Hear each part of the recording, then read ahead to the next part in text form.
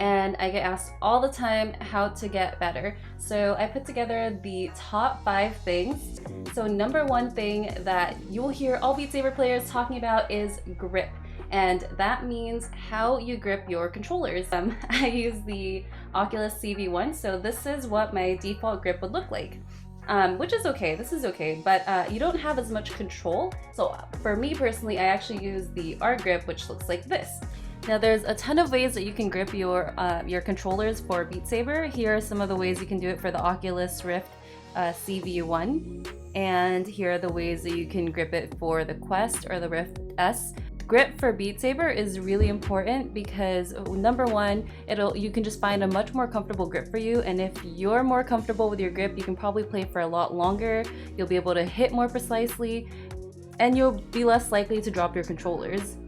And here is the different types of grips you can use for the Valve Index.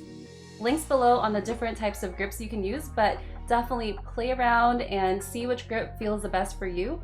Okay, and the second one is reset. What this means is after you hit a note, especially if there's a lot of time in between the 2 notes, you might have a tendency to like just put your arm down while you're waiting for the next note. Do not do this. This is bad. So do not reset your arms. For example, if you hit a note and you went like this, keep your arm up as long as it takes for the next note to come. Do not put it down. And for this is mappers make a map a certain way. You know, you have to trust the map. So if they want you to put your arm up like this, that most likely means that the next note is going to be down. And if you actually put your arm down, when that next note comes, you're gonna miss it. So do not reset and just trust the mappers and trust the flow of the map. Okay, and this next one is crucial if you're having a hard time getting faster on Beat Saber and you're missing notes. You're most likely playing with your shoulders or your arms like this. And that is bad because that prevents you from moving your arms fast enough in order to hit the notes. And you also have less control on your hits. So what you want to do is instead of moving your arms, move your wrists. Like focus on moving your wrist where you can. Of course, there are going to be times where you'll have to move your arm because the notes are really high up or are really low down. That means that the notes are jumpy when they're literally jumping like this. If they're pretty close together, make sure you use your wrist. Not only does this use up less energy, but it allows you to be a lot faster and have more control over your swings. Just real quick, if you're enjoying this video, please give it a like. That helps me out a lot. Thank you. Now this fourth one is very dear to my heart because I'm a short person. And this one is height adjustment. So if you are starting to see that maybe the notes are really high up and you're kind of having a hard time hitting them, or maybe you have the opposite problem, maybe the notes are like really low for you, and that's making it difficult for you to hit them on beat, what I would look into is height adjustments. It's probably that your height settings are set wrong.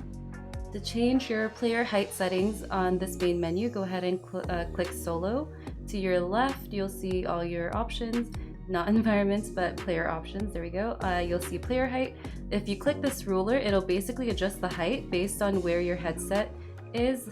So just now I squatted down and it was a 1.1. When I'm standing normally, it's a 1.6. When I'm on my tiptoes, it's a 1.7. But I personally like to make it just a little bit shorter. So 1.5 is good for me because that helps me reach everything.